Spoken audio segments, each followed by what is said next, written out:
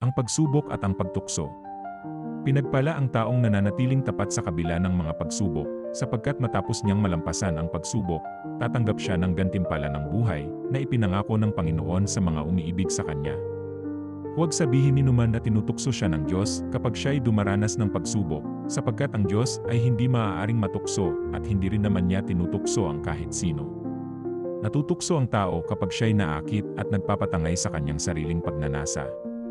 At ang pagnanasa kapag naitanim sa puso ay nagbubunga ng kasalanan, at ang kasalanan sa hustong gulang ay nagbubunga ng kamatayan.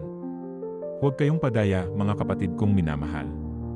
Ang lahat ng mabuti at ganap na kaloob ay buhat sa Diyos, mula sa Ama na lumikha ng mga tanglaw sa kalangitan. Hindi siya nagbabago o nagdudulot ng bahagyamang dilim dahil sa pagbabago. Niloob niyang tayo'y maging anak niya sa pamamagitan ng salita ng katotohanan, upang tayo'y maging pangunahin higit kaysa lahat ng kanyang mga nilalang.